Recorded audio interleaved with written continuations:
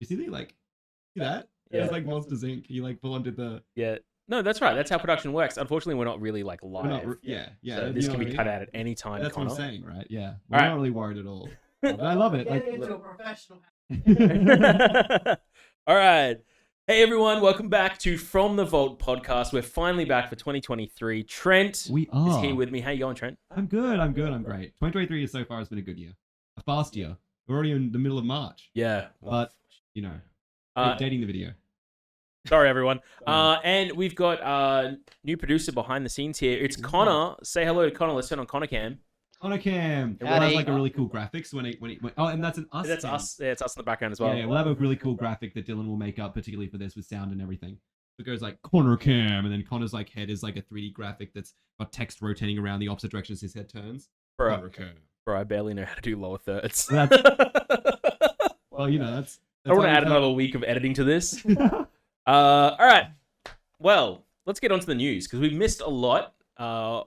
And everything seems to be moving so fast that we actually missed quite a lot of news in the last 3 months. Oh my gosh, yeah. That is now like so dated that we can't even get into. Like, sorry, D&D license fiasco. Yeah. But that came and went quite quickly while I was on holidays. Yeah, but also at the same time, that wasn't a super fun conversation. No. Not the best. That's okay. But let's start with our first story. Ooh, this one is exciting. This one's well, it's That's a good exciting one and for it. sad. Yeah, it is sad, but it's exciting. Thousands of dollars worth of pristine Magic the Gathering boosters were discovered in a garbage dump and then destroyed. This one came out from Reddit, and then I believe it was Dicebreaker covered it. You want to bring that story up, Connor? You can see there, thousands of dollars of Magic cards. Look at that. They're just destroyed, aren't they? Just too? destroyed. It's They were like- sealed boxes too. Best I could do is lightly played. Yeah, look, it's in two pieces, but I can probably give you like a heavily played on that Ragavan, Yeah, yeah. just because everyone's after him. Chuck a bit of tape on that. Like Ragavan, you won't even notice from the back. Yeah, Put look, it if put it's it in back a sleeve, yeah. sleeve. So yeah, a good chunk of these were completely sealed, brand new boxes. A chunk of it was Modern Horizons 2 as well. Unfinity? And there was Unfinity in there.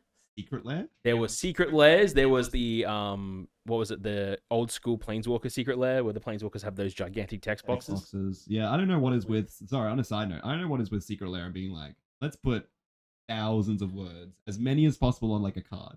There's just so many words on cards. I mean, the land one was great though. You know what I mean? I mean, I know That was it's good on the meme. nose, a bit on the nose, but like, and for this one, I'm like, I look at the I think it's a Dak Faden, and I'm like, Yeah. what is going on? What have you done? You just have to know what the card does to even understand it, really. So that's some serious sadness. Someone managed to go dumpster diving for it and found that there was the Unfinity stuff, which, look, to be fair, it's Unfinity. It kind of belongs there. Yeah, there's a lot of Unfinity among it, and we were saying this, right? We were thinking that maybe there's a layer where somebody had so much Unfinity, and they were like, I'm not going to sell any of this. I'm Yeah, just gonna, like, throw this it is out. cheaper for me to get rid of. Right? And then there was all this like valuable product in there. Yeah. They maybe not have known if they own the, like, maybe they were given the palette by somebody or whatever. The six pallets, sorry. Yeah. By somebody, or like they were holding it for somebody else, or like there's stories of collectors that genuinely kept stuff at their parents' place, and their parents were like, they're putting a highway through our house, so we have to move. Let's just throw out all your stuff, because to us it's just trash. Which now it is. So Yeah. sorry, kid. Sorry. So if you're looking for Ragavans for your modern deck, you know where they went. Yeah, go dumpster diving. Go I'm dumpster sure you'll diving. find some at least moderately heavily played ones. It'd probably be easier than trying to pull one from a booster. Was there like an image? Sorry, was there like an image of? Can you sweep back to the article, Connor? Was there like an image of the actual thing cracked open, like further down that article at all? Then we scroll down. There's like you can see the entire thing, like there it is, cracked open like an egg. Like not only was it, look at it, it's like this gigantic, like sealed up box that then people have rummaged into. Yeah. And in turn destroyed it all. Like it seems like people are like Someone manually did that. Yeah, because look at these. Like a lot of these are still sealed cases. Yep. There's no way Yep. inside those cards are annihilated. There must be a very few cards in there that were really destroyed. There's even Right? 30th anniversary boxes in there. Even 30th anniversary. Look at that. Yeah. Yeah, that's actually I did see that. Absolutely, yeah. There See were that. there were even stuff that wasn't Magic cards in there. Isn't that crazy? Wow, a great way to dispose of proxies. Yeah, great way to dispose of problems. Oh, maybe they thought it was all 30th. Yeah, You know what? that's fair. You know what? They're like there's like a drop of glistening oil. Like 30th spoiled the entire 6 pallets. I want this out of my life. Someone cracked it open. They were like, "We can't sell these. 30th anniversary. Ugh. And they're like through the entire 6 pallets out in like a manic episode. These didn't sell that well online. The The sale has ended." sale has ended. That's that. It's a sad time, but it's like it's a time for this kind of stuff. We're seeing a lot more of this, right? Randomly, we're seeing there was like a ton of Warhammer found in landfill. There's a ton of X and Y found in landfill. There's so much stuff just being dumped en masse in landfill, and we're seeing more and more of it. So I wouldn't be surprised that this isn't like it's definitely not the first time. It's one of the biggest times, right? Yeah. But it's definitely not the first. Like, you know what's funny?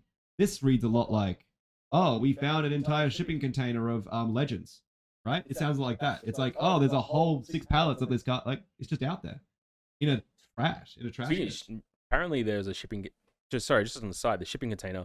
The reason why Australia didn't get a lot of Jumpstart, like the original Jumpstart set after its release, because it sold out on the release week, was because a shipping container just went missing. Oh, like, you know what I mean? That was full of it. More and more. It's like so many cards just going missing. And you know what? Obviously, it's like if you just look at 6 pallets of cards in the grand scheme of the whole world of cards, it's not that many. But like, that's a freaking large chunk of cards. It's not a joke. So I think it's going to be a lot more times we're going to see this. It's going to be a pattern going forward. But now we'll get back into this actually later on. But it's interesting the kind of initiatives that are kicking off. You know what I mean? News for new gamers: Stalker, classic video game Stalker. Was it News for Stalker old Shadow? gamers. Yeah, old gamers. News for old games. Old Shadow of gamers, new Chernobyl? games. New games. Shadow of Chernobyl, Stalker, is finally getting a board game. And it is done by the same guys that did Nemesis, Awaken Realms, Oh, which is so good. such a solid co-op game. Very Like, comprehensive. Yeah, it is like the Aliens board game. If you haven't played Nemesis yet, go find it. Yeah, it's like Aliens meets Among Us. Yeah. Dun, dun, dun. That's what it reminds me of. Focus. Like you can even vent. Anyway, it's a good Oh, game. The Aliens definitely do vent. Aliens definitely do vent. It's so good. I've seen a lot of people play it. I played it myself. And if they're the people working on this game, I can imagine it's really good. Because obviously, and this is what we should add, Nemesis is complicated. That's really important, right? It's very convoluted in good ways, in important ways, but in ways that I think Stalker benefits from. Yeah. That game, PC wise, like I played a lot of Shadows of Chernobyl. It It's a was complex deep. game and hard. Yeah. It's like Metro if it was a real game. Yeah. You just took the wrong left somewhere. It's Good call. over.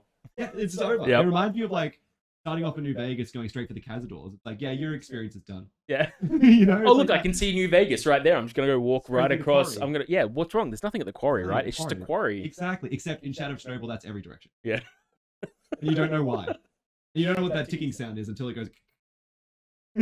Oh. I know what that sound is. So yeah, it's up on the but at the time of recording this, the Game Found preview page is up, but it's not going to be up for pre-order or like kickstarting. Game Found is kind of like a Kickstarter purely for board games. But it's not going to be up until June, I think, or might be. They do have minis, yeah. Mm. Bring it up. Ooh, bring it up. Mini style. Bring that up, Jamie. Pull that up. Let's Sorry, see some wait, minis. did they have an announcement, release date for when they're going to start taking pre-orders?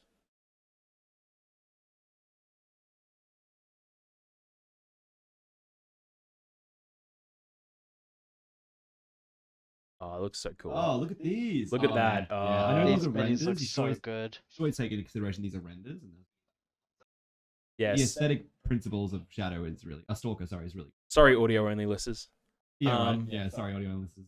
It's a cool game. Look, if you've ever seen the movie Chernobyl, like, you kind of know what the vibe is. If you've ever played, like, it honestly, like, a lot of the same things. If you played Metro, you kind of know Stalker. It's like serious Fallout. Very serious Fallout is a good example of it. It's, it's all about that post-irradiated atmosphere, surviving guerrilla style in the dirt. Yeah. You know what I mean? So it's a cool game. I played a lot of it. It's great. And I'm excited to see a board game adaptation. I'm just gonna quickly see. Yeah, you bring that up. I'll while bring I that keep up. with filibustering. I'm excited to see a board game adaptation. I'm a man who plays a lot of, as you know, a lot of those like skirmish games and war games. So your Warhammers, your Malifaux, that kind of stuff. Your Legion, your Flashpoint, Shatterpoint. Sorry, getting into that kind of stuff. So it's good. Like any kind of board game, I guess, be really excited to get involved with it, or has that IP connected that I could get excited about. Like we played Dark Souls on stream a while ago as part through Vault. That kind of stuff gets me right in. So I'm definitely gonna be playing some Shadow. So I got here. It says that the board game is going to be launched in June. Yep. with the reward cost yet to be announced. But the big thing too is it's narrative as well. So there's going to be like a storybook associated to your campaign play as you run through it, which is always just awesome. Gloomhaven, Frosthaven, like those kind of campaign-based board games, absolutely big, fun games, great sellers as well. Sure, it's gonna put my back out like freaking Frost does. Like, Based on the size of these minis, yeah, looks like probably, it. yeah. Yeah, it looks like it. Big, heavy game. That's I don't. How you know a game's really good, right? It's almost like it's like a scale. Yeah, It's like a scale where it kind of bevels out, but there's like a scale where it's like the heavier the board game is. yeah, the yeah. better it is. But it can't Like be food heavy. chain. It can't be heavy because of minis. If Yeah, it's it has to heavy be because of the minis, content. it's actually really shit. Yeah, that's true. That's true.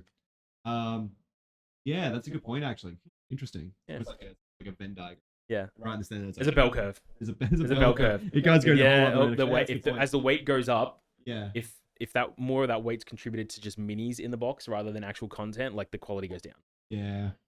Unless it's epic encounters, because that shit is awesome. How many minis? Yeah. That shit is actually so wild. There's like one book per box, but the minis. I'm so currently trying to convince Jenna to let me just grab all of them. Dude, there's one that's called like the Crab Archon. It's so cool. I want to like convert it, like use those bits to make like other minis. Hey, the Crab Archon. Anyway, it's not even the topic, but we love their epic adventures. Yeah. We do love their epic and their adventure. All right, in the third piece of news today, finally, At long last. at long last, there is a full recycling trial for Warhammer Sprues. It's coming to selected UK Warhammer stores. Coming to select Warhammer stores in the UK, but nowhere else in the world, unfortunately. But I do remember there was some trials at a couple of Warhammer stores around the world last year sometime. Yep, yep. Now they're officially doing it. It's going to be popped up at various locations by the end of March. So if you are in UK, go recycle your sprues. Yeah, honestly. I've always recycled my sprues. I'm a guy who gets a big mason jar, bunch of acetone, bunch of sprue. You let it all soak over a couple of nights. Oh, and you make comes the sprue goo. Use it like use it like liquid grease stuff. Yeah. Really good stuff. So I've always recycled my sprues in that way. But I have found that I have more sprue than I have mason jars of acetone. Yeah. So there is a point where I'm like, I'm just throwing out sprue. Probably I don't too have much. enough, but it's too much. And this is great. And I touched on this earlier where I was like kind of foreshadowing this. Yeah, it's really cool. It's hard to add to recycling is good because recycling is always good. Yeah, And absolutely. It's more like Games Workshop as a company does this for 30 years plus. It's kind of sad that we're getting this So now. we're at this point, We're yeah. kind of at this point. And this is again, we talk about the landfill showing up of Warhammer stuff as well. Is it really 30 years? It's got to be more. Oh, sorry, 30 plus years. I mean, Yeah, to yeah. say, It's sorry. like 40 plus now. Yeah. Oh, Citadel is 40 plus, but Warhammer Oh, is, yeah, sorry, yeah, I yeah. apologize. I guess you are right. It is Citadel. So 40 plus years, yeah. So, yeah. And, we got to give credit where it's due because for a long time it was pewter metal and such, you know what I mean? It wasn't like plastics. But let's say in the 18 to 15, easily 18 to 20 years of plastics. That's a long time for this to show up now. And I just hope it's, which, it may not be, but I just hope it's like the technology is there now. Yeah. Whereas the technology just wasn't there. Well, one thing to note too is they're also recycling empty paint pots as part of that process as well. And you do know that they have like more of like a rubberized plastic on the lid. Mhm. Makes me think that part of this is just going to go back to the factory in Warhammer to be reused paint pots, which is great. Like the whole concept of less plastics being manufactured for this is a fantastic idea. Always get me wrong. brilliant. That's true. And every paint pots always run out. So That's kind of frustrating, isn't it? It's Yeah. like this almost like it circulates Citadel paint pots even further. Yeah. It's like, no, we've committed to this system now that we're paying people to like recycle them now. So now we definitely can't stop using paint pots. Like, can't go to droppers. yeah. Can't do that now, not with all of this. Like, you know what I mean? So I don't know. Sometimes Citadel just leaves a bad taste in my mouth, I think, and it kind of like my bias just kind of shows a bit, even in the context of recycling. They're doing something good, They're Trent. doing something good. and They're it doing still something feels good. Bad. It still feels bad, but they're doing something. Be good. okay with corporate goodness. All right. You know what? It's corporate goodness. You don't get it. You don't get it well enough in this dystopian capitalistic society. So it's fine. That's lovely. That's lovely. Recycle your Warhammer, everyone, especially if you're in the UK and anywhere else? Question mark. No, just in the UK at the moment, but Alright. hopefully this is Oh, successful enough to roll out worldwide. I definitely, if it ever comes to Australia, I will 100% look at adding it to our store. We'll throw absolutely. Without a doubt, we have so many people who come in with a bunch of excess stuff all Yeah. the time. It's through whatever. Like they threw. It's just something that needs to happen, and I would be really excited to see it more in more stores. Obviously, I understand logistics of it. Doesn't mean that you can roll it out to every nation that has a Warhammer store, because that's just not how That's just not feasible for a company. Yeah, that's fair. But so if you're in, wow, that's quite a few stores. If you're in one of the stores in the UK and somehow pretty you're all of listening to them. this, make sure you go recycle your Sprues so that we can get it here in Australia. Yeah, it's just the dulcet tones of an Australian accent. Yeah. You love that so much that you're watching us from the UK. Absolutely recycle your stuff. I mean, That's how you can support the show. Yeah, that's good support the show. If there's anything to take away from this is probably my earlier point, which is that you can always, even outside of like this initiative, you can always recycle your own sprues in weird ways. I know people who get the entire sprue, right, and they glue it up against like a sheet of like plywood or something, and then they use that as like, this is like the scaffolding and the insides of the building that's been torn through as a like a dreadnought has walked through, and they make L-shaped terrain and stuff. There's always ways of, there's always ways. I know there's like people who love to cut like the nibs off the ends and make them into like bubbles for lava.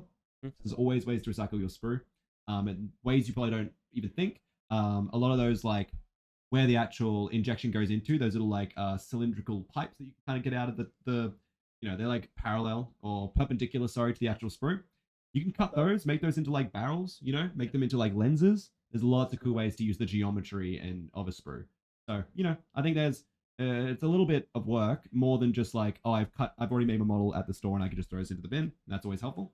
But yeah, so that's what I would say. I'd say recycling is always a thing you can do in 2023, and you don't need an initiative to do it. But I'm really glad that this has become much more accessible. Yeah, you may not have this whole process. And well, that's it for the news. So if you want to support what we do here, make sure you subscribe to the channel, get the bell and get notified every time a new video goes live here on the From the Vault podcast channel. And like the video, tell your friends about it. And like I said, if you're in the UK, recycle your sprues so that we can get that shit over here too. Yeah, absolutely. Yeah, make it work. That's a really good point. Sorry. Yeah, if you're listening to the UK, please do that because it tells them it's working, and if it works, it comes over here, and we can recycle too. Cool. And we'll catch you guys after the ad break. This show is brought to you by Vault Games. If you're looking for your next hobby fix, jump on over to vaultgames.com.au where you can pick up anything you need to enjoy your tabletop hobby. Be it board games, RPGs, trading cards, minis, or paints and tools, Vault Games will have it in or they can order it in for you. With shipping Australia-wide and now 2 locations in Brisbane, they can get your order to you or you can swing by and pick it up yourself. Use the discount code from the Vaults for 5% off your order. This show is also brought to you by TCG Singles, powered by Vault Games. Do you have cardboard you want to turn into cash? Head on over to tcgsingles.store and enter your buy list of Magic or Pokemon cards right now to convert them into cash or even store credit to grab what you need for your next deck. Use the discount code from the Vault to get 5% off your order, or use the code LEELINE to get 10% off your first order. All right. Welcome back. This is the Vault Games podcast. It's from the Vault podcast. Yep. We are talking about now the kind of topic of the week today, the topic of the podcast, which is the ugly sweater problem in Commander. Which doesn't really mean anything immediately, but it's a problem that people have been noticing more and more in Commander. Now, do you know what the ugly sweater problem is? I have a rough idea. Let me know what it is. Take it away. All right. The ugly sweater problem is basically broken down like this. For a long time, like the concept of, let's start with the concept of the ugly sweater, right? So, for a long time, people were, Christmas, around the time people are giving out gifts, your relatives, usually grandparents, stuff like that, your elder relatives who are already doing a lot of knitting, a lot of sewing, people in that kind of trade, they love to, they make sweaters for people, they make you clothing.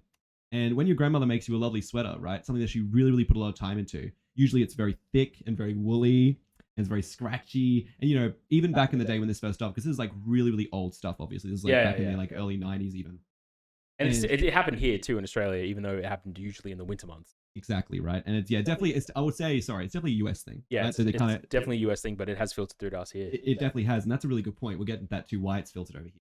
And what happens is, there was like this kind of fashion statement that kind of picked up where like people would take these ugly sweaters that their grandparents had made them and they would take them to parties and wear them at parties. And it was ironic. And it's like, yeah, it looks stupid, it looks gross, but I love my grandparents and I want to wear the stupid sweater. And over time, more and more people, they would even hold parties where people would all wear their ugly Christmas sweaters, that kind of stuff. And over time, right, companies like clothing companies kind of realized this trend was happening. and started like making these sweaters, like these Christmas sweaters, and they made them purposefully kind of gross, kind of tacky, kind of colorful. And they did this, and then people were like, oh, maybe I'm not in the position that my grandparents made me an actual sweater. So I'm going to buy one from the store, and I'm going to take that to this ugly sweater thing. Right? And you're already kind of seeing it. Yeah. And then commercialism gets involved, and this starts to become really, really popular. And over time, and over this kind of development of this ugly sweater kind of idea and this kind of trope, it turned into mostly, you just at Christmas, you buy an ugly sweater completely unironically now to wear. And it's like completely commercialist, right? Which then stores started producing ugly sweaters. Exactly. Bands started doing ugly sweater merchandise, which some of it is hilariously good. The Right? Queens of the Stone Age one with the mounting elks on it is hilarious. I love. I mean, even Warhammer did it as well. Yeah, Yeah, Warhammer's done 'em. exactly. That's what I was gonna say. Warhammer has actually made their own too. I actually have the Necron one because it's really stupid and gross, and I love it. And that's great, right? There's nothing inherently wrong with that here, right? But there is this kind of, and this is where people kind of break it apart. There's this kind of magic to the true like nature, the true essence of like this was given to me by a family member who I really love. Yeah, the wholesomeness of it. And the wholesomeness of I'm actually not wearing this because I want to wear it and it looks nice. I'm wearing this because they made it for me and it took them hours of their life. Life that life they'll never get back.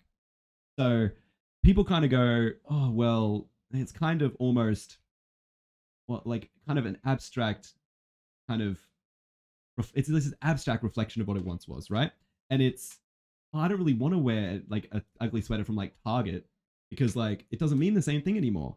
Then over time now, you don't see ugly sweaters as much anymore, even today. It's not as much of a trope as it once was in the mid to late 90s, right? Whereas this big deal. And this is what people are scared of Commander.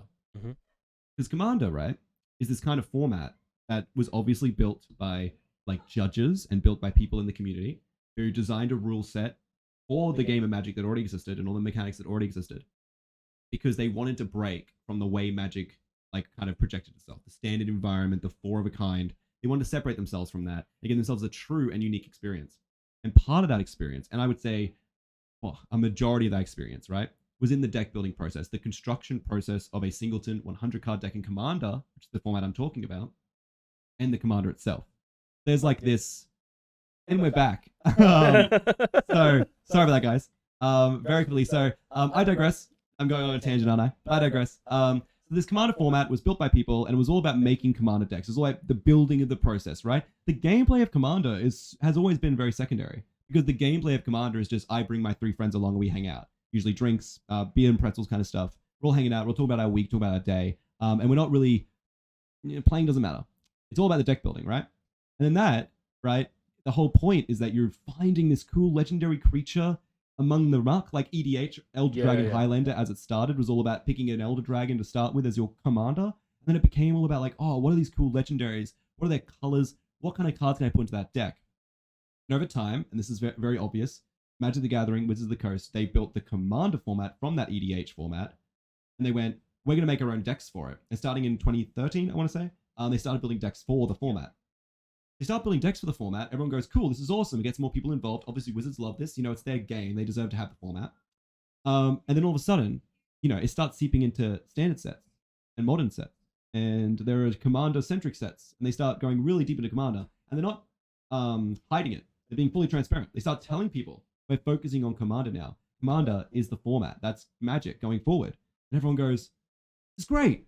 Oh my god, no longer do I have to deal with cards like Heuristic Study that, well, it's still in the format, but my point is that weren't designed for Commander. Seaborn Muse not designed for Commander. Now we know they're designing with Commander in mind. So cards, some will be good in Commander, but some of them, the ones that would be broken in Commander are designed around Commander. So, they're not going to do that kind of stuff. Except, right, that what they're designing around Commander is stuff that solves more and more of the format's issues, which is good. People kind of also want that. But the more you solve these issues in the format, and the more that you create answers for everything, and you create strategies revolving around everything, legendary creatures that do basically can fit into any niche deck. Let's get into the direct examples. The new Mia from the new 5-color Mia. The new 5-color Mia from Urtet. That's a great example of a commander that just kind of creates Mia tribal. People who are trying to make Morophon Mia tribal work, trying to make Sahili the Artificer kind of decks, that kind of stuff. Red blue Mia, what's his awesome name? The Artificer Mia guy. Brutaclad. Brutaclad. Thank you, yep. Connor. Brutaclad, right? So like those kind of decks, right? You have to really already when I say Saheeli the Gifted Brutaclad, we're working to make Mir work. We're already doing a lot of work to make this archetype operate. And Morophon, even then, they're mostly like colorless. You're truly working, right? That was like I think part of the whole thing. The man who plays one of my favorite mechanics in the entire game is Energy, from Kaladesh. I know all about trying to make a mechanic work. Yeah. I know all about that, and that's kind of like I think for a lot of people, those who are mostly in franchise and have been for the last decade longer, what the game was all about for us. Those who got into it around that time. So, and again, 2013. Look at that. That's a decade away now. Oh my gosh, they've been focusing on the game for a full decade, and this is where we're at.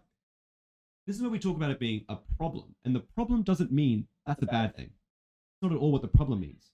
The problem means that this is a discussion. This is discourse. Because a lot of newer players don't see the issue. And there's a really good argument for that. A lot of new players are like, hang on, but Red needs Dockside Extortionist. And Red has always needed like treasure generation and lots more card draw and more interaction. And, green, being a creature-dependent color, needs more cards that give them card advantage making creatures. White, as a color that exists in 4-of-a-kind formats exclusively, and was never good in Commander, needs cards that are good in Commander, right? They get Smothering Tithe. That's great in Commander. That's got the Ristic Study issue. That's great in Commander, right? They get cards like Esper Sentinel. Card reads like Ristic Study. See what I'm saying? Cards are already problematic in the format that maybe you could argue are issues to the point where Pauper EDH had to ban Ristic Study and Mystic Remora as the only two bans in the entire format because they're so unbalanced in Pauper. You could argue that they're not so unbalanced in normal EDH, but we can definitely agree they very much are. So these design elements... Well, they were reprinted as rares, right? Like they were reprinted as rares. There's a reason for that. Right? And this goes back to bond lands that just enter untapped and tap for one of either of the colors. Yep. If you're playing Commander, cards like, there are cards like Ragavan as good examples of cards that impact 4-of-a-kind formats and don't impact Commander the same way. Yep. But that's, few and far between. I can't think of many other examples like that. Maybe Uro and like Oko, but even Oko in CDH sees play. So Uro is a good example of taking over standard, not really seeing much in Commander. But then look at Omnath, Locus of Creation, being a huge impactful piece in Commander as well, like a very powerful deck out of the gate. Golos. 5-color decks are a problem, but Golos is a good example of like, wow, this deck is like fine in 4-of-a-kind, but all of a sudden, it's not even that fine. But all of a sudden in Commander, it's busted. It like just pays for its own Commander attacks by definition. So is the problem there that it's starting to create almost a ubiquity between the game, like in the game? That's kind of where we're getting to, right? Yeah. Where it's like, I think a good good way, kind of to build off of that, a lot of these colors blend better. Yeah. Right? And they synergize better. Which again, this doesn't really sound like a bad thing, right? Because for a long time, Boros decks were a joke, right? Yeah. Because red and white synergized so inefficiently and so badly that those decks, even though Aurelia the War Leader and Gisela Blade of Gold Knight are incredible cards that do a lot of work. Even Iroas, the God of Victory from Theros, oh my gosh, those cards are really good and do great work. But they're not backed up because the colors that they're in don't support them at all because they're totally desynergistic. So, and they also had like that one problem of being a soul mechanic of, well, a soul like archetype of combat damage beatdown. Exactly, right? And that's what they key totally into. But now that it's so flexible, these other cards, those decks could do other things. And now, it's like there are Boros decks that are just better, that use different commanders, like Rograk and Arden equipment. And obviously like Feather, the Redeemed. Whoa. Yeah, and that's a Spellslinger Boros deck. Like that's two colors that you would never expect to really vibe into a Spellslinger slot. Yeah, absolutely. And I think War of the Spark, where Feather was released in, is a great example of sets completely like that's that ubiquity, right? Adjusting the archetypes, yeah. Exactly. And it's a set, but also it's adjusting Commander as a format. Yeah. Right? It's trying to do its best, both be a 4-of-a-kind set and adjust Commander. This is again where people kind of this problem, this dynamic of is this an issue? Is like more and more sets, more and more standard sets, or designed for modern sets are getting Commander bait cards. And all of a sudden Hogak gets banned in Modern because it's obviously not designed super well for Modern. It's designed super well for Commander. Yeah, right. To create a graveyard strategy in Golgari, which to be fair already existed, but it was just a different style of graveyard strategy. Exactly, and that's perfect. What you just said there is perfect. It already existed, but it's another type of that strategy, which is not every, but like a lot of these new cards coming out. Yeah. And in Commander, we go, Hogak's awesome. Awesome, really cool, really sweet. then in Modern, in Dredge, everyone's like, this is ridiculous. Yeah. You're doing Dredge? What? This is not fun. And then you This get is not signs in the accessible." background of the Star City Games Modern Open. Yeah. Ban Hogak. ban Hogak. So that's like a great example of like that kind of stuff. And again, it's like so many like cards, and then it goes the other direction, doesn't it? All of a sudden, Ikoria comes out, right? And these companions come out, and Loris takes over the whole game. Yep. In that side, but on the other side with Commander, Lutri has to be banned instantly Yeah. in Commander. Not because it's broken, because cards don't really get banned in Commander simply because they're broken. Cough, hole, reach a cough. But they definitely get banned for a really good reason. And Lucci was a card that, I'm not going to get into this right now in this discussion, but was auto-include in every single Izzet deck. Red-blue inclusive deck. Yep. This card, red on the card, you will play this card with literally zero reason not to. Yep. I kid you not, zero reason not to. So, all of a sudden, they have to ban it immediately. They have to come forward and the Commander committee says, hey, this card's coming out, and I know what you're thinking. What? But it's getting banned in Commander before it comes out. And everyone goes, what? And then you have this discourse of people going like, why do we need to do this? And it's like, well, these cards are designed for Standard, for Modern, for Legacy, for Commander, for Arena. Like these cards, you know? Like, and this is this bloat where it's like now people are also getting their cards kind of retroactively nerfed because of Arena as well. Ajani's Primate Yeah. becoming mandatory. No, yes, Ajani's Primate going from a May trigger to a mandatory trigger across all forms of the game, because in all forms of the game it doesn't matter, but in Arena it's one more click. Yep. And it triggers 11 times a turn for 11 more clicks in an already pretty unoptimized app. Yeah. You know, So let's go down to this whole thing of the ugly sweater. So the ugly sweater is basically the idea is that the entire process of Commander, that's building a deck, that's playing the game, that's finding a commander, all that kind of stuff, all that has now reached such a commercialized point that there is a ubiquity to it rather than I don't want to say like an undergroundness to it, because it's not. That's very like hipstery, but like there's a lot less there's a lot less of barrier to entry, the format from a skill perspective. The cards kind of tell you what to do. Yeah. And they also, and this is a good point that we can build off, they also come in a packet. Yeah. Like we've seen this on Hardcast plenty of times. We've just seen this in Commander. I'm going to pull this closer. We've just seen this in Commander in general, right? Where cards now, like Necrogen Rot Priest is a perfect example. If you want to play a toxic commander that has the toxic keyword, wow, you just got a brand new card called Necrogen Rot Priest, which gives all your toxic +1 toxic. Yeah. So you're going to play it. Your last set came out with a bunch of proliferate stuff. It's very high value, much better than the last proliferate stuff. Well, not Fluxcaster, but whatever. Or Flux Channel, sorry, but whatever. You know, very good proliferate stuff. So all of a sudden you're going to play all that. I was building a lot of, because I'm doing a lot of Pauper ETH at the moment, I'm finding a lot of my cards are from the newer sets. Now, not just from a power creep level, but also from a synergistic level. If I want to play an oil counter commander from All Be One, I'm going to play a ton of cards from Brothers War and All Be One, because they're all really good, right? With that synergistic And they're all oil archetype. counter or proliferate. And they're all because they're also all designed to operate in both the standard environment and then proliferate works with all opponents. That wants to be working in the commander environment as well, which they're supporting. And this comes back to what you're saying, right? Because they're over supporting, which again, that may not be necessarily true, but it's the opinion of many, because they're over supporting the game. And there is an argument of just game bloat. Hasbro is releasing a lot of product. That's not questionable. That's not with a minimum of 270 cards per set and a set per month.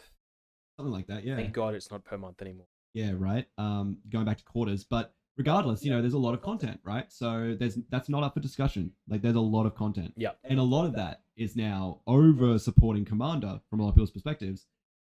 And that takes the magic away from the game.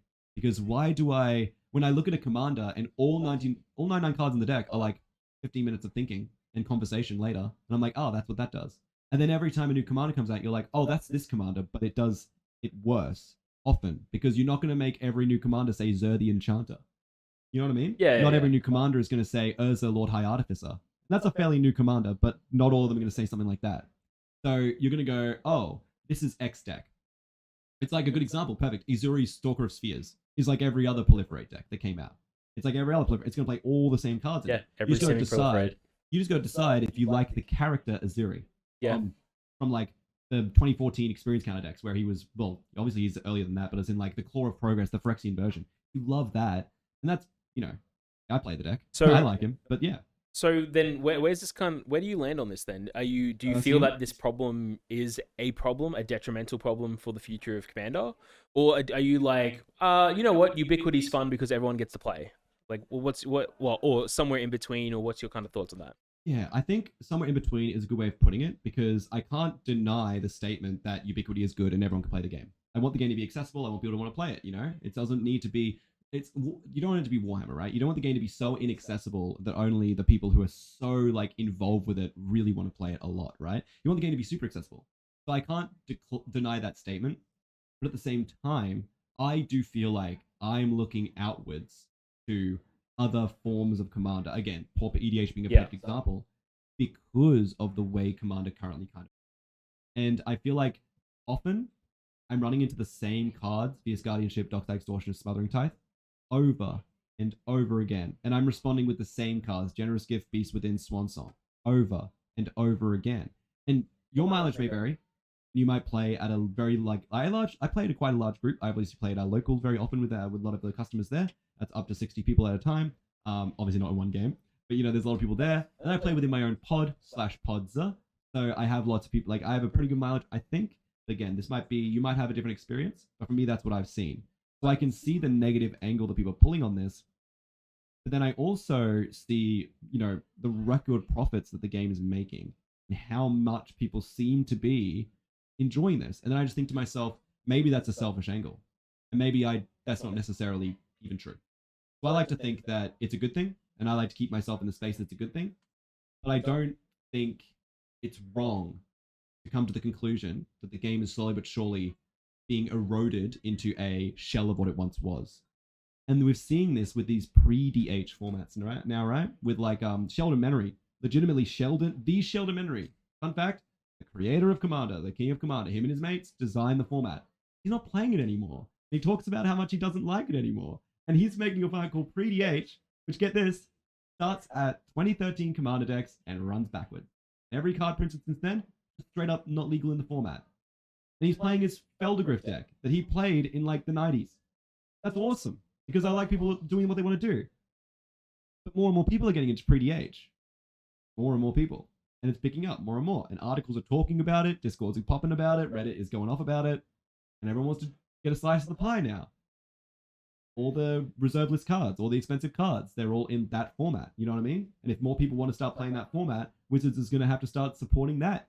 And are we going to get new cards for Commander, or is everything going to be Commander Masters? Pre-DH Remastered comes out. Right, we have to just keep printing cards that have existed for 20 years. We can't, that's so stagnate. That's just stagnation. And without growth, the game dies. And with stagnation, the game wilters away into nothing, right?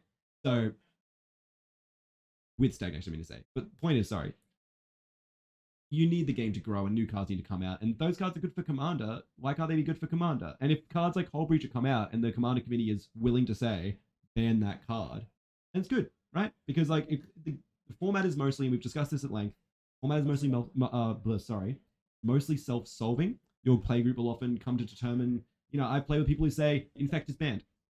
Infect's not banned, but it was at that group. But I play with groups that say Armageddon is required. Not even okay. Required. So Put it in your deck. Put it in your deck, because you're going to run into everything under the sun. Because this guy right here loves playing multi-land combo. Right? And we had this discussion, actually, Connor and myself, right before we kind of kicked this off. And that was that, I need to play. I was like, I need to play more Wastelands and Strip Mines, because I keep running into Rogues passages and they keep killing me. And I'm like, but I feel like if I have Wasteland and Strip Mine, people kind of eye up and go, oh, you're all right. You're one of them. You're one of them. Oh, you're playing Wasteland. Oh, I want to destroy my Simic Growth Chamber. And I'm like, no, I want to destroy your Nykthos you're untapping with your freaking, Kiora's follower. Or Kiora herself. Or all three of the things. I don't want to destroy that land, because it's just giving you 50,000 mana. And we're in a format where powerful cards like Dockside and such exist, but people are still stigmatizing Armageddon. So, and then these people who are the newest in the game are going into this echo chamber of people who have been playing for super long time. And more with these new cards, these perspectives are coming more and more, a great disparity is growing between these two perspectives. Yeah. And they have to work in harmony. So maybe there's, maybe there's a silver lining where all of the old farts, for lack of a better term, moves out of the game and they go into pre-DH. And then whatever Magic brings out, everyone who's currently engaged in the game, like Arena, etc., playing it, the current cards that come out, are all happy. And they seem to be all happy right now, right? That's my point. Yeah, They seem yeah. to be, those people seem to be like on the fence of, oh, this is the good thing. Like the newer you are, it's like that getting the curve. Like the newer you are to the game, the more you seem to think this is not an issue. The older you've been in the game, like the longer and more enfranchised you are, the more you start to believe this is an issue. There's obviously like the important points of like, oh, I've invested in the game, therefore my investment's at risk if the game doesn't work. Yeah. No. Right? No. You don't invest in products. You don't invest in product, right? But we've had this discussion, right? And you and I, Dylan, we have at length. And we know how we feel about this, and so do most of the viewers. If you want to invest in something that doesn't appreciate, buy housing. Buy housing. You're right? buying cards. Yeah. But you're buying cards, bro. Like it's anyway. Point being, right, is that these are the people that are spouting those opinions. So, and if you don't think that's valid, which we've established from the laughing, if you don't think it's valid that there's like a financial interaction there, then that point is moot, isn't it? Because that's not valid because it's can't finance in the game. Oh, well, if my issue is that I financed in the game, then my issue is invalid, so maybe it's not a bad thing at all. Yeah. How do you feel, Dylan? I know we just kind of go into it now, but from what you've heard from my points and what you can add yourself and what you've already seen in the game, how do you feel? Yeah, this is a tough one. I don't want to sound like one of those old rambling white guy store owners, but I kind of do have a problem with Magic's ubiquity right now. From the commander space. Look, when you first brought up this topic to discuss, and I was like, oh yeah, it doesn't seem like much of a problem. Blah blah blah blah. And then I built my Pauper EDH deck for the first time, and we had a lot of fun building that over the course of an hour and a half. That kind of made me go, oh, this is what it feels like without the tools, because I'm a new tool deck builder, right? I use EDH Rec to plan out my strategy and then adjust from there. Like I don't go all EDH Rec. But that's the moral today. Don't go full EDH Rec. Right? Don't go full EDH Rec. Never go full EDH Rec. But like, you know, with for instance with Hardcast Commander, a lot of those decks I build, I come from an EDH Rec background to find those lines of play, and then from there I adjust with my own thoughts and adjustments onto what I feel the deck would be better to play at, how it would work within our pod as players as well. And just your biases, the stuff you just bias. Yeah. Like I love the shit out of Phyrexian Arena. Perfect. I'll put that in nearly every black deck I play. I don't want to pay 6 life to black mark connections. I just want to pay 1. Okay? One. Just for 1. 1 life, 1 card. Thank you very much. Too many options. All right, that's not very mono black. Just give me the card. And if I can fit Grave Titan in there, it's fucking going in. Sorry, go on. I love Grave Titan. But yeah, like, yeah. Once I built that deck, I kind of had that feeling of, oh, cool. I had defined this strategy for my Mr. Orfeo deck out of my entire collection. I had to whittle it down to what cards worked. There was a point where I had to like make 17 cuts in a commons deck. In a commons deck, which is quite weird. That is weird. But should I ask here? Here's a good question. Did you get, what was the emotion that you felt? Was it like thing was back that you had been missing? Yeah. Or was it something that you would never access? How do you feel? It was something back that I was missing. Right? It was that building. That building, you remember it. It's not a case where you miss, you don't understand it or you never empathize with it. No, you actually were there once. And now you're like, but now I build a deck and it's like these pieces all go in and that's like 60 cards. And I'm like, oh, I put my 5 cards in. And then that's my want, like that's my bias, because I'm never going to stop playing my bias. I just like certain cards. I'm going to play Hornet Queen and you're not going to stop me. Even you know, from 2016, when the 2016 decks included, no, not 2016, 2015 decks, Yidris and Saskia the Undying and that kind of stuff. Yeah. The Undying or Saskia the Brave? Saskia the Undying, I think. The Unyielding. Unyielding. Oh, thanks, Carl. That was my first precon. Yeah, nice, dude. Well done, buddy. Well done. Speaking of infect. That's how you know that I'm like that type of player. What a toxic deck. Infect. Like you can just do anything with that deck, but I have to do it. Yeah, those decks, having those precons and then building adjustments, searching for cards put in that deck. Now, like you had to go hunting for these cards and find the right things that work in there. Yeah. And then trade. Like I haven't traded Magic cards in almost a year because everything just comes out that I need. And we talk about this, I think, personally, but never on the show. Like collector boosters, set boosters, draft boosters, you know, and then bundles, and then, you know, promo packs for events and welcome packs. And like so much like product means so many cards are out there. Yeah. Like we'll open a box of collector boosters and miss a couple of cards from the set, maybe. Like we'll have so much from the set. Every card I could ever want, I basically have access to, like through like stores, like online card shops, which again, so many of them now. Not even in just Australia, so much competition. Us included, TCG tcgsingles.store. Singles.store.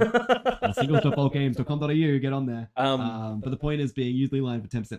Anyway, the point being is that there's a lot of competition. There's a lot of people doing it. So it's very easy to access. And they're opening tons and tons of products. This is the Pokemon thing we see a lot. This is also the side of it too, right? Is like, if I don't get what I need out of a pre-release, out of a couple of pre-release kits, I go to a couple of pre-release events. Yep. But I don't get the 4 or 5 cards out of a set that I need.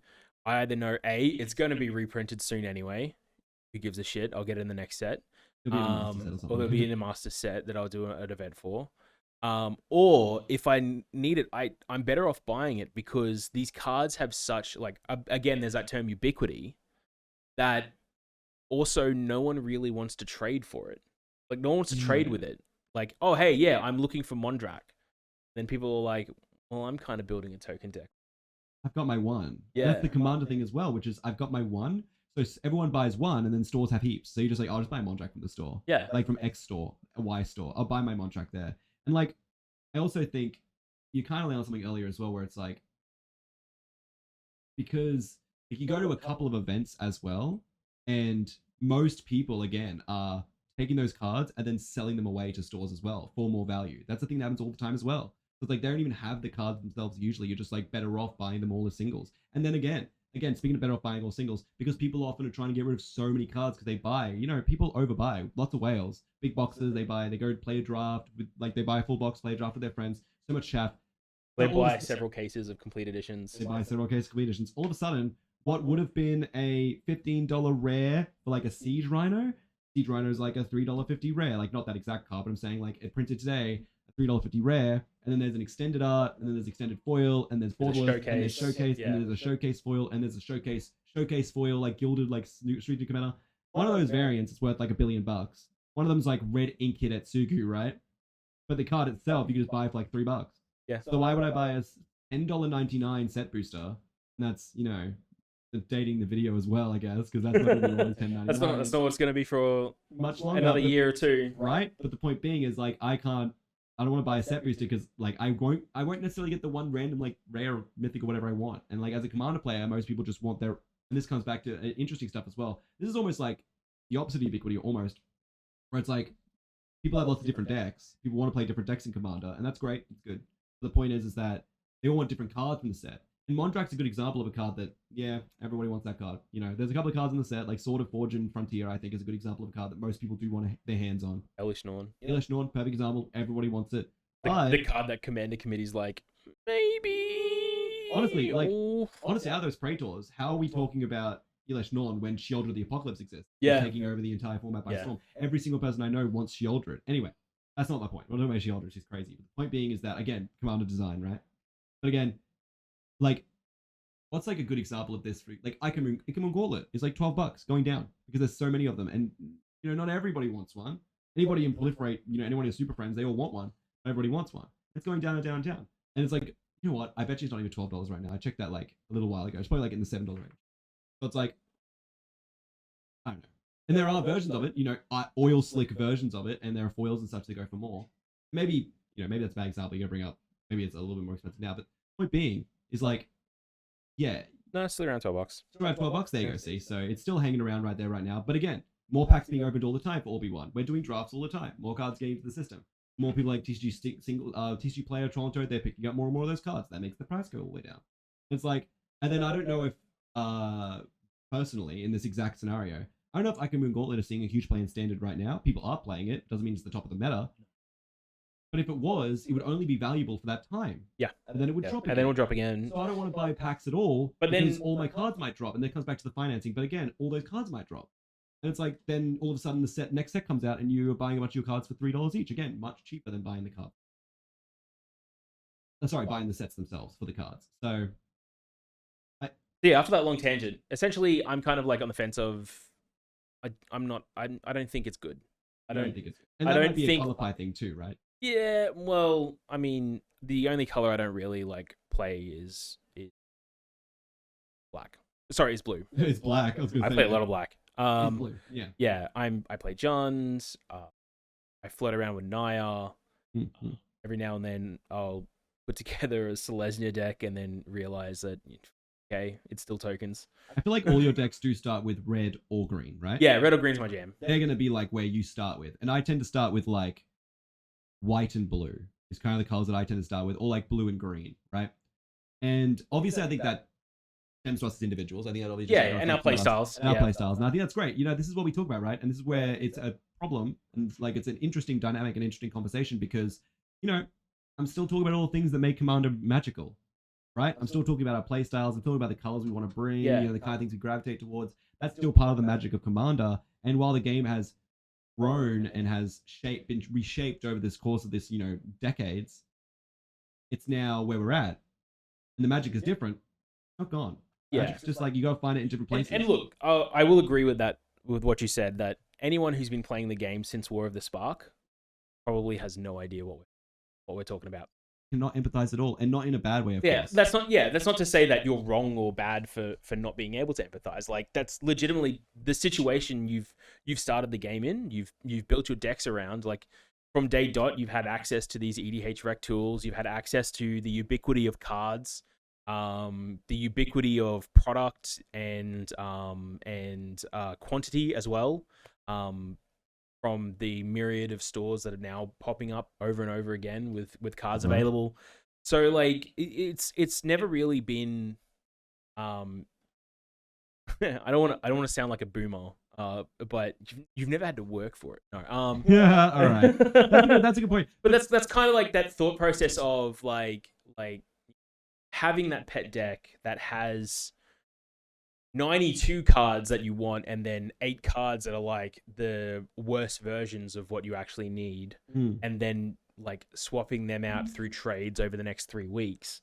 Whereas like now you can just get the 8 cards or go to a pre-release and get 4 of them, and then and there's also the other layer of, because of that ubiquity of product release, you're getting 1 or 2 chase cards for your deck every set, right? Yeah. So that is constant adjustment to keep up with the meta. Like in your own personal pod, it probably doesn't matter because you guys are all playing your own game. You're playing together, and sometimes you as a group will skip a set. Like, yeah, that kind of stuff, right? And that absolutely happens. I would not be surprised if there's a pod out there watching this just went, you know what? I don't really want to do Dominaria United, so I won't even bother. Yeah, like and then none of their decks have Dominaria United cards in them. yeah, you can. Sorry, but that's a good point. You can, in the shouldered example, you can just tell your friend like, dude, that deck's just lethargic and annoying. I don't want to verse it. Yeah. You bring out your Screw Stompy fight deck, your Nayeth of the Die Hunt deck, and they're like, all right, next we'll do that next game. Sorry, I beat you this game, but we'll do that next game. You know what I mean? Like, and that's just an element of like being a considerate player, right? Like social. I never bring out my Turgo deck in a 1v1 situation. Kind of good example. Yep. See. So, but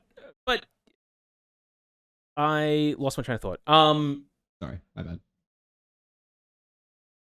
But like but yeah, like there's a requirement now where you have to keep your deck up to date, which then, because of the ubiquity of product, you're just constantly doing. And again, you fall back on that. It's easier just to grab the card from a single site than try trading for it. So it almost feels like there's a balance that needs to be made, right? Yeah. Like I get that access for all is really important and making it easier for everyone to gain access to the cards, but there's this community element that's then starting to shrivel away when everyone can access everything on their own without the community.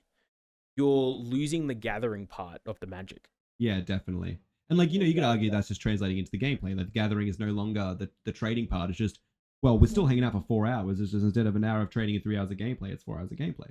You always make that argument, right? You know what I want to say? I want to say this. This is where I kind of think I've landed, like, upon thinking about this more and more and taking what you said in consideration really, I think, heavily. I think that this kind of, and not to demean your point at all, I think there is a kind of like, there's like a bias that has grown from playing the game for a long, long time. A boomer-esque. Yeah, but I think it's more, I think it just warps your opinion more than it makes it more valid. It just warps it into something else. Yeah. And I think that's, again, why it's such an interesting discussion, because I truly believe that the game is, while it has issues that are new, that we've never seen before, I think that it's still in its stride and it's still doing really well for the game of Commander. I think again, if you've come from just War of the Spark and onwards, or even like like we know people who've been playing since like Amonkhet, and even then it feels like they've been in that game for a long time because Amonkhet was very quietly, a lot of stuff designed for Commander around that era. That's very quietly doing it. So I feel like even from then, it's like maybe the people who have gotten to Commander since then are the ones that have the more comprehensive and better understanding of what Commander actually is now than the people who are still using their opinion and pulling it from 2011. Well, I wonder if there's room then for like maybe a challenge table at the stores locals like once a month. We used to do challenge tables where we have like a deck building restriction or a theme or whatever. Well, I wonder if there is room for a challenge table that is literally just Commanders before War of the Spark. Yeah, that kind of stuff. Or even just, we just do the same, like offer pre-DH as like a challenge thing. Like make it like 2013 earlier. Because then it's like, you'll see within your community how many people this affects, right? Yeah. Because then you go... And then you know what their thought process is and you've got an idea of what your community looks like. That's actually really good. If there's any store owners watching... That's a good idea. Run a pre-DH challenge table at one of your Commander nights and just see what the community moves to. And if you get a lot of players playing pre-DH, right, then this might be a fundamentally very big issue. Because I like to think, right, that I'm gravitating towards Pauper EDH for two reasons. A, I love new experiences, duh. Well, I guess it's three things, sorry. So I love new experiences. But B, I've been playing the Commander game for, nearly 15 years now. Playing Commander for a very, very long time. So it's nice, again, that kind of feels like the same thing. It kind of feels like something that's fresh. But I also really like Pauper. I like how common cards are designed. So I really like how really pushed back it is. There are the examples, Sada, Hedron, Grinder. We talk about the kind of weird ones, but even like some of the new uncommon commanders feel very strong in the format. But, it does, regardless, it's fairly peeled back. And I don't think it's connected to EDH having issues that I'm, projecting into this other format. I'm like, oh, I just don't like all these things in EDH, so I'm going to move to Pauper. It's like, I don't think so. I just think I like all these things in Pauper. And I played a lot of EDH, so it's time to take a break for a small while. And again, I'm still playing EDH, but I mean to say, for my deck building, focusing on Pauper and taking some time away. And then maybe when I come back to Commander and start building decks more consistently, I really start playing more Commander. Maybe, again, Lord of the Rings drops and I start using Lord of the Rings. Yeah. All of a sudden, then I feel a little bit like I'm not worried because I can put all of this aside and enjoy myself a Golem deck. And I just put all this aside. Or a Golgari Legolas Elves deck. Yeah, that kind of stuff, right?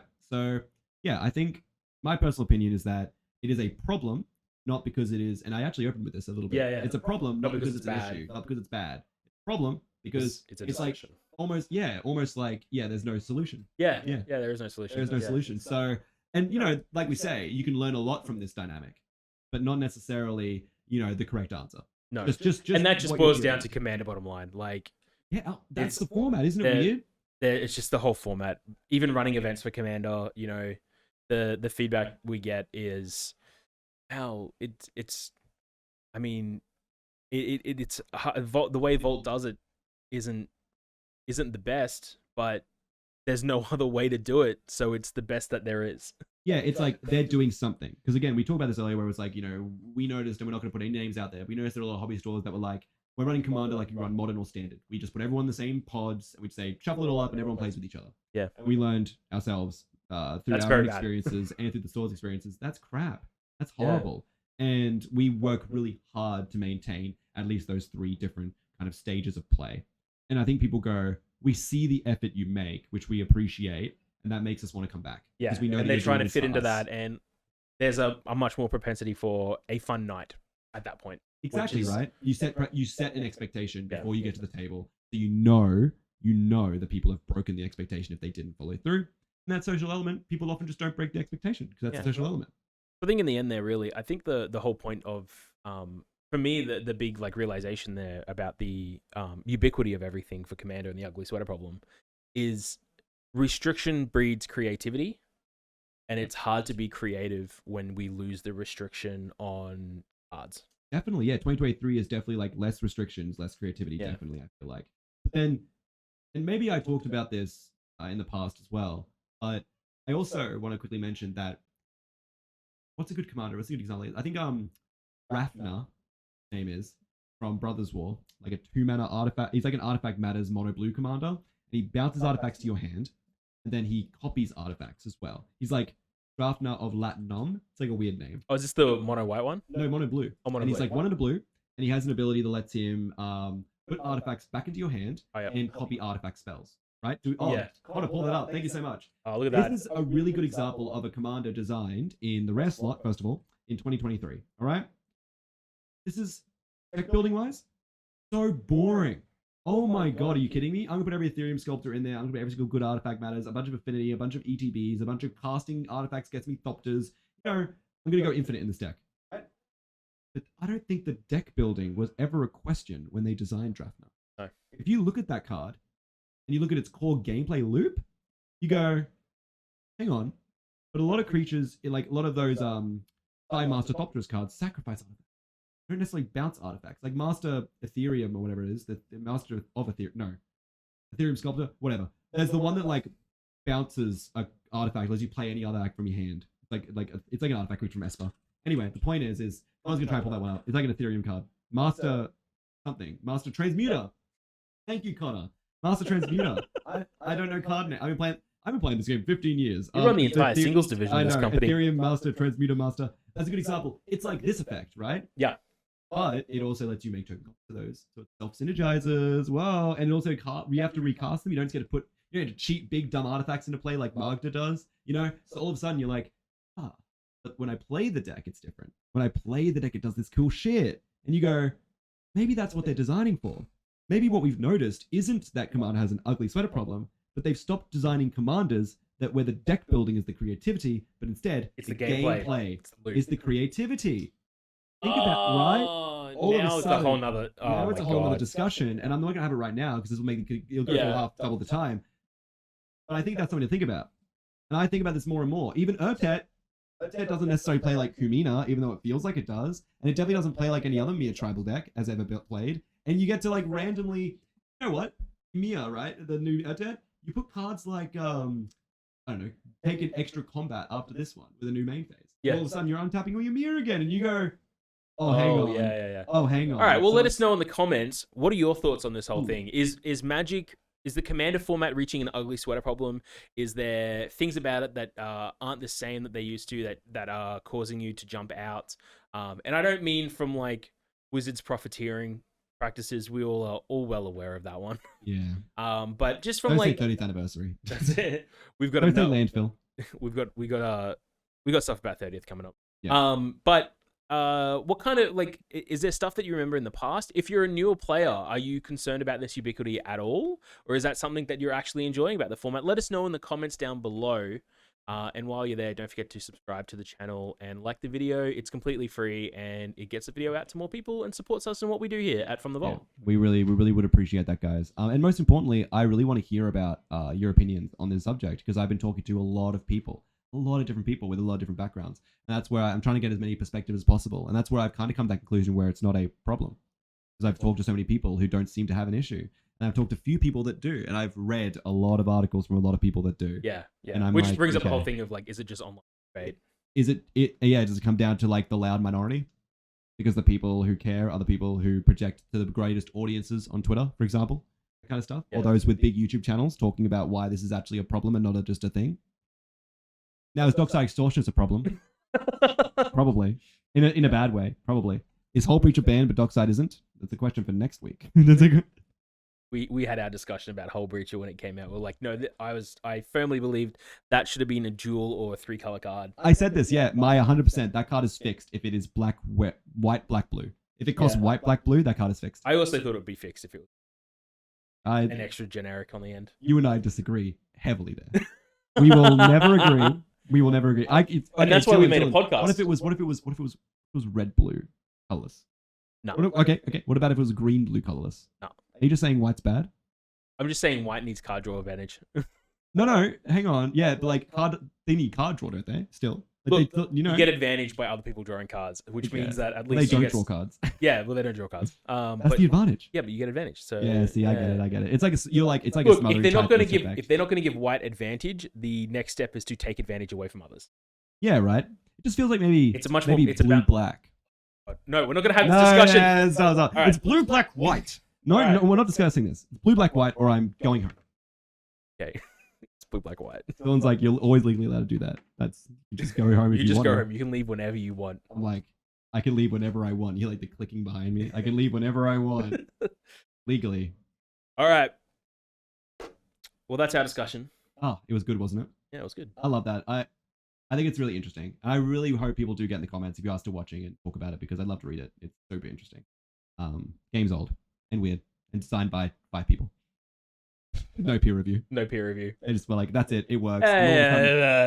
And we're like 30, like, And then 20 like years it later, started we are. playing at like multiple GPs and like, should we have like a rules committee on this? And everyone's like, It reminds me of like, it's like mirror. It's almost like, yeah, it reminds me of like Mirrodin is Prince Skullclamp into standard, and that's like the smallest domino. It's like and this all is the way where we up are to like today. all the way up to like 30th anniversary. Boom. Yeah. You know what I mean? Speaking of 30th anniversary, we got a special little game for the end of this one. Ooh. And you know what? If Connor has any ideas, he can join in. Yeah, Chuck, tell us all about it if tell you have us an about idea, it, Connor. But we've got a fun little game here called Stupid Things That I Would Pay $1,000 On That Would Be Better Investment Than 30th Anniversary. Woo! Which is a big list. I will probably try and make like a graphic for that. Doubt it. But, you know, who knows? You know what a graphics making man? That's what he always said. Old non-graphics Dylan. Oh, yeah. All right. It doesn't roll off the tongue. No, don't like it. Why don't All you right. start? Me start? What's one thing? Look, we've both got a list here of a couple of things. What's your first? All right. I'm going to start with the one that I picked last because I really like this one, all right?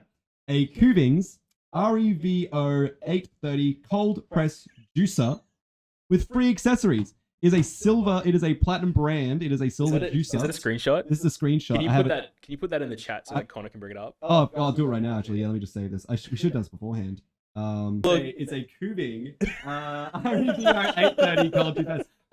If anyone knows me, they know I'm a big juice guy. I get my boost every morning. They know you by first name basis with the girls at Boost. They do. They go out and they know me. They're like, hey, Trent. I mean, like, I got the silhouette. But they're like, I love my juice. You just flick your hair. I did. I love my juice. I love my protein mix. I love my smoothies. Cool freaking device. It's very expensive, but it comes with free accessories, by the way. And you save, like, enough money to buy, like, enough fruit to make as much juice as you want. Yeah, like You 3 know what? mangoes. And the amount of good stuff this would do to my digestive system moving forward, and the amount of like nice mornings I'm gonna open up to because I have like a nice celery and carrot and apple and peas juice. I don't know why I put peas in my juice, that was wrong. Anyway, the point is that this is a good product, and I would be much happier with that over the course of my life than I would be with a bunch of Dylan. To the side, you say you put peas in there, right? Can you make just like a pea and leg ham soup, and that's is a soup a juice? I think if you put it in a juicer, it by definition Yeah. anything. Yeah, If let you us know go in the to a chat. ju- yeah, Is soup a juice? Let us know. yeah. Connor, no, is soup a juice? I could. Yes. Hey, the jury is in. I think it's funny that somebody's probably like got like a whole paragraph of stuff about the whole command. They're And like, then at the "That's bottom, juice juice good. So funny. All right, mine. I'll start with something light. You know, $1,000 on 30th anniversary proxies, 4 boosters with the potential of something being worth value. I'll give you something with real value. For the same amount of money, I can buy myself 2 Double Masters 2022 collector boxes. That's right.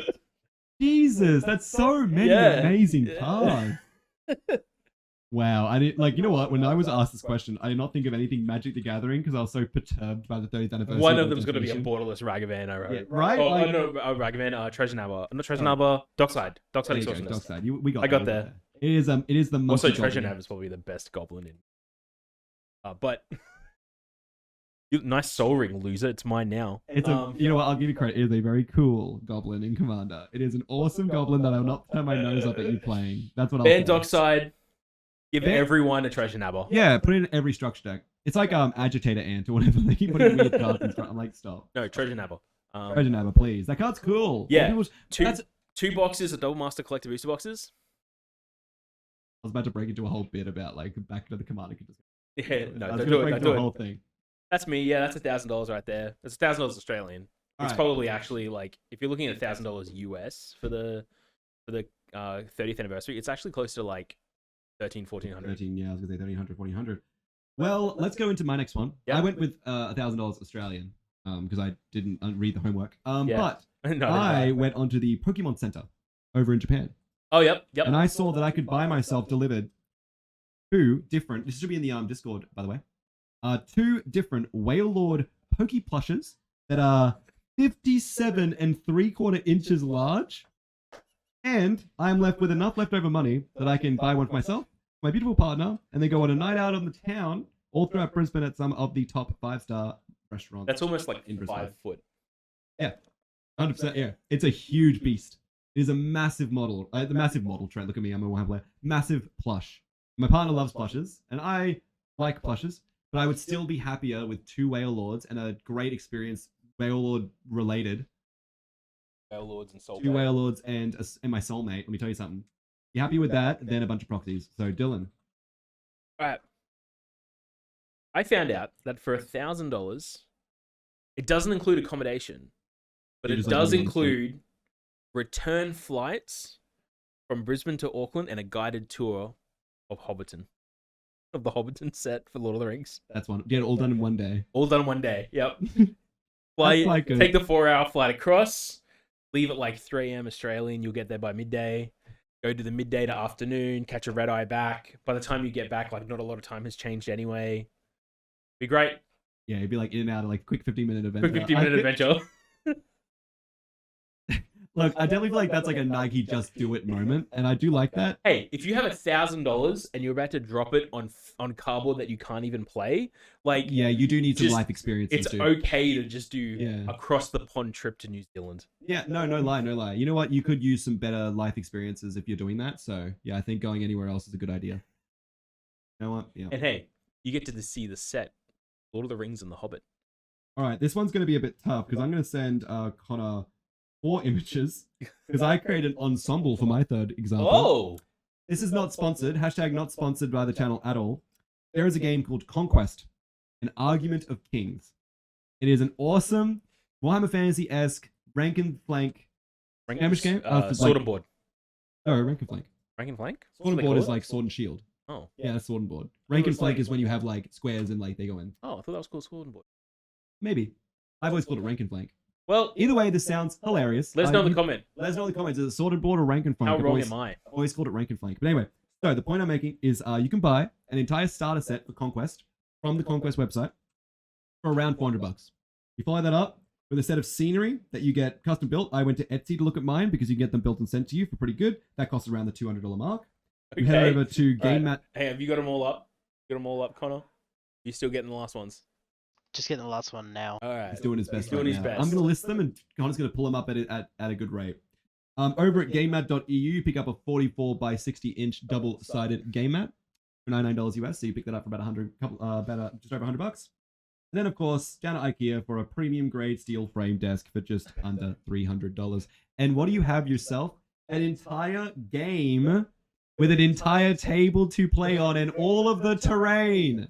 You have now unlocked the game Conquest, and you are going to enjoy playing it. You and your partner, you and your best mate can play it all Do you for the include price. assembly glue, tools, and all that?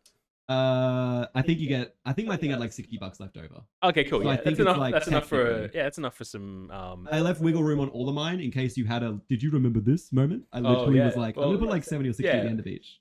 Oh, Yeah, got him. I got him. Oh, what about the paints, Trent? Yeah, Where are what the about- paints? oh, You're just gonna play with grey plastic? You're allowed to play with grey plastic. Yeah, it's about playing. It's about playing. Yep. Again, like I don't, dude, 30th anniversary. I don't care if those cards were black and white. You can't play them. At least I can play them in grey. So Dylan, what's your last example? That was my All last right, one. my last one. Oh, actually, wait, Connor, you got any? Oh You yeah, got any before. thoughts? Yeah, I had a couple. Oh. Let's see if I got A couple. dude, So- who's on Yeah, top a of that? couple. for the 999. You could buy a few of these Snorlax beanbag chairs. Yeah. Oh, okay. That's like you can buy 3 of them easily, right? Yeah, buy Yeah. 3 and then use your rest money for the beans and Okay. you know just a bunch of You're fizzy probably gonna drink pay or your whatever. shipping on top of that too. But no, 3 of them is $750, so you're easy. The other It'll be one $250 is shipping, right? also in New Zealand. In Rotorua, you can pay like $350 for a cross-country zorbing adventure for like 6 hours. And if you don't know what a zorb is, let me just pull it up. Pull up a Zorb for us.